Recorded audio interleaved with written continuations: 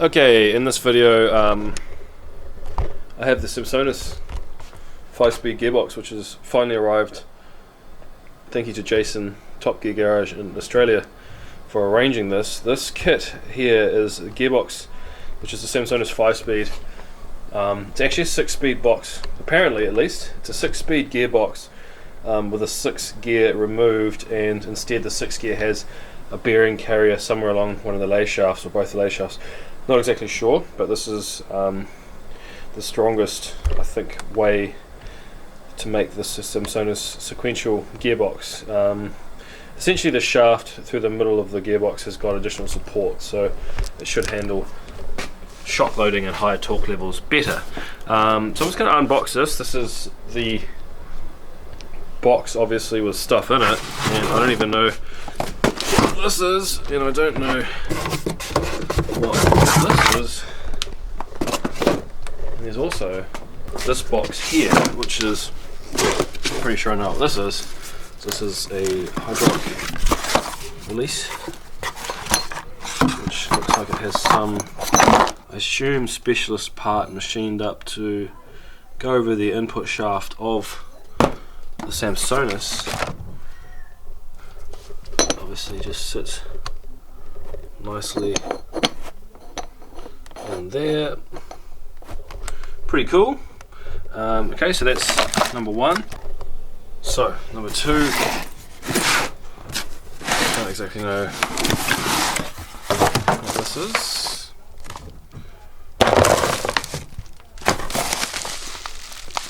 Looks like it's going to be the shifter.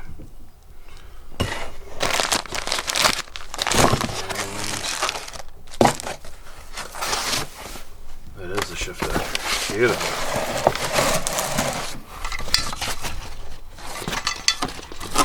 Very light. Pretty cool looking piece of kit. So that's number two. So we've got the shifter, got the release, also got my automatic bell housing, and a dummy block over there with the direct clutch bolted up.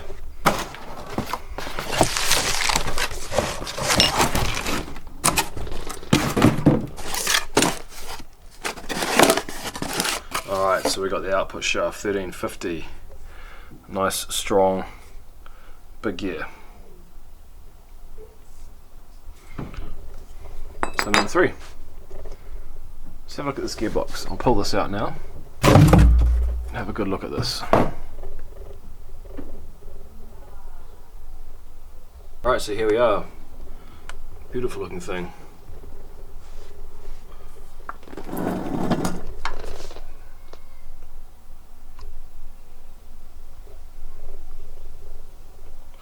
Not even sure what that is, to be honest. I've got a lot of learning to do about this gearbox, but what I do know is that here is the adapter plate, which is going to go onto my automatic bell housing, so that should be nice and straightforward.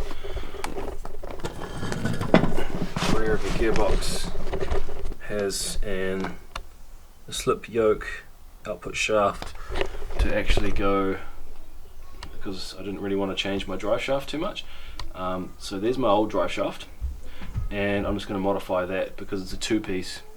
In fact, you can probably look under the car right now. I can see the drive shaft, maybe.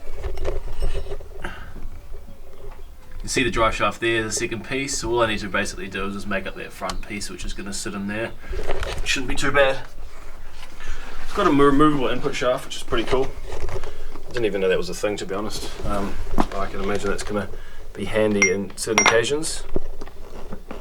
So I need to figure out how that works.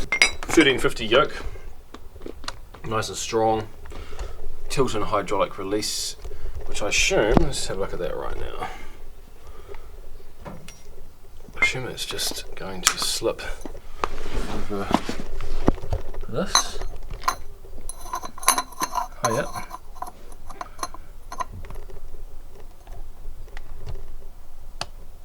Beautiful, so that just sort of locates onto there.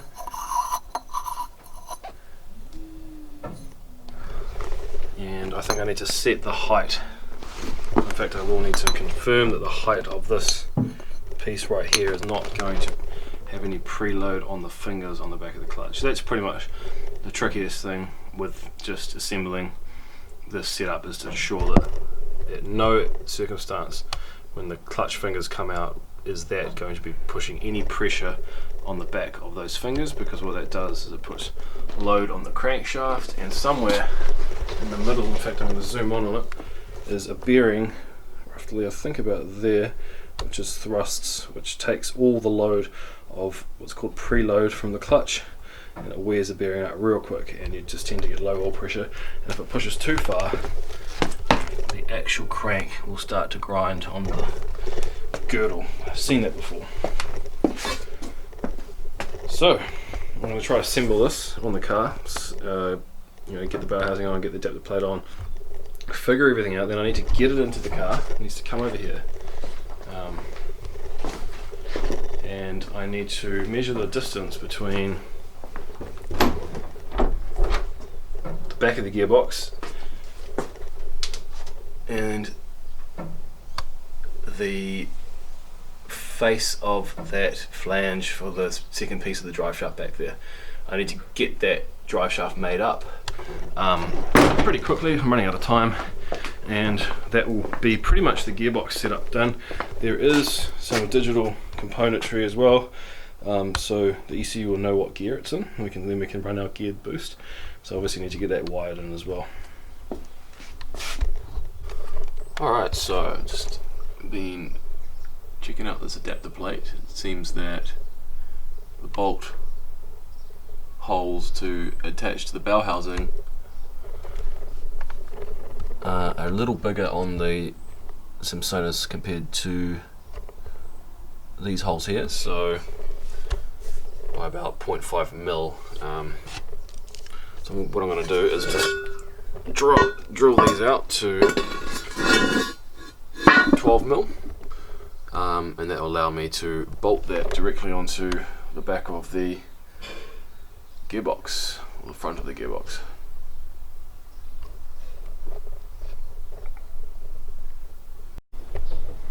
Alright, so I've got the bow housing and bolted to the adapter plate. There's actually four bolt holes, or four corners where the gearbox attaches to the adapter plate. 1, 2, 3, 4 underneath. It only came with 4 bolts, but I do note there's actually another thread here for 8 bolts, so you can actually double up. So I'm thinking I'm just going to do that, but for now 4 bolts should be all good. I'm going to attach to the back of the engine the old cracked block and get it in the car to measure up the drive shaft length. I've just lowered the front of the car slightly so you can now see down back to the drive shaft with the flange of the second piece. So let's get it in.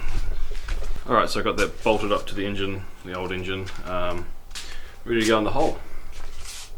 As you can see, I'm also running solid engine mount on the exhaust side. I used to run a urethane, and a urethane on the intake side, so basically a hybrid of engine mounts, aiming to reduce the amount of movement in the engines but have a little bit of absorption, I guess, with the urethane on this side, so when the engine torques it will load that one the most, and hopefully that will just be a little bit less brutal and everything versus using solid mounts on both sides. Alright, so gearbox in, well, kind of in, been held up by the jack. So I need to make a cross member to go, just to mount the gearbox essentially. It's kind of a tag there on the left. It looks like this gearbox has already got sort of rubber mounts in it, so it should just be a little bracket and a bolt for the middle, both sides. I also need to come in here now, and I'm going to just grind out this area here, and essentially just locate this, find the location that I want to have that. Probably just do a couple of temporary bolt holes, and then I'll get probably a real fabricator to fabricate that up a bit nicer, but at least I'll position it myself, and may even look at connecting this to the gearbox trying to make all this sort of work, understand it all, so if I am at the track and swing brakes, I know what I'm talking about. Okay, so I got that mounted roughly where I want it, kind of on an angle with the handbrake, so when I pull the gear lever it doesn't, so it just feels a bit more natural, my arm kind of going that way rather than going straight back, so that's pretty cool. Next thing is it's the first time I've actually seen one of these, the load cell. This is for the shift cut, which sits in line with this threaded chromoly rod, which is going to go into the back of the shifter and also into the gearbox. Have a look under here. You can see there we've got the bottom of the shifter, so this is going to thread into there. And at the top of the gearbox we've got, so you can just see it, there's a threaded rod, which this is going to go onto. So I'll get that on there now, we'll have a look at the length. Okay, so that's mocked up now. You can see the load cell in line, the shaft going down to the back of the gearbox. Unfortunately I was unable to put the shifter on an angle because I'm almost out of movement with this rose joint. In fact, it's quite tight as it is. I need to confirm that that's still okay, but at least that's mocked up. I just need to get these corners welded of that rod into the the part that threads needs to be welded to the rod, and then that's job done. 4.5 or 3.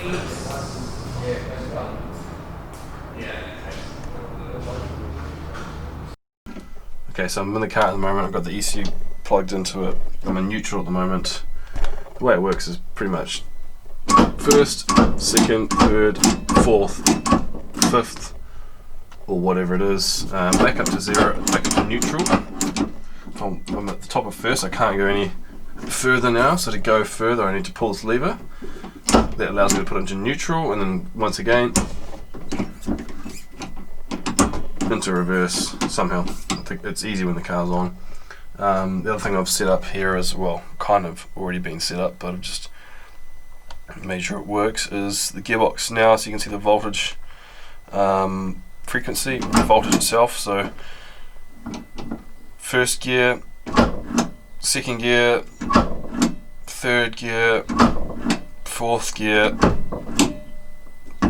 so fifth gear, fourth gear, third gear, second gear, first gear. Let's see what happens if I go neutral. This is 1.3 volts.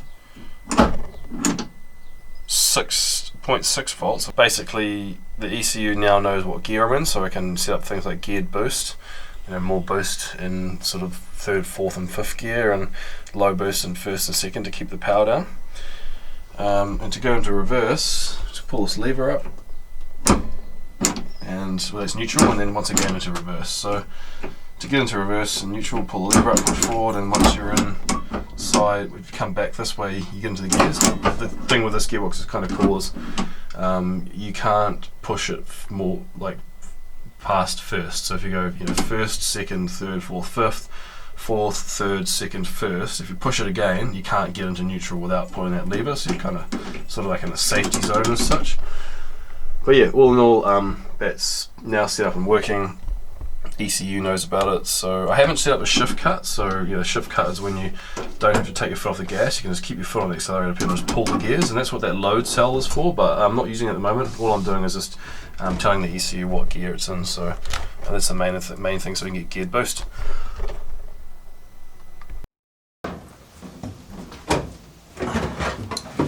Alright, so if I just fire this thing up and pull some gears, if it will start up, the battery sounds quite flat, but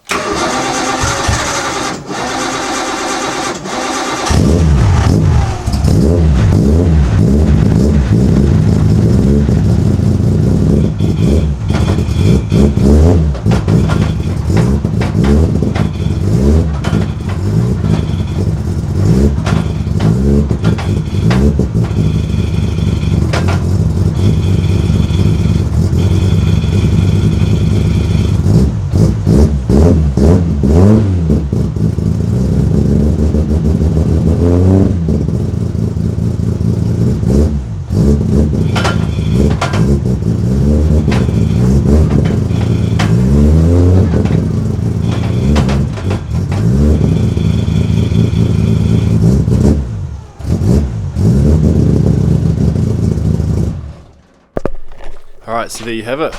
It works, feels good, clutch works, everything just seems to work nicely. So yeah, really looking forward to putting this thing through its paces on the track. I'm hoping it's going to be as reliable as people say they are. We'll soon see.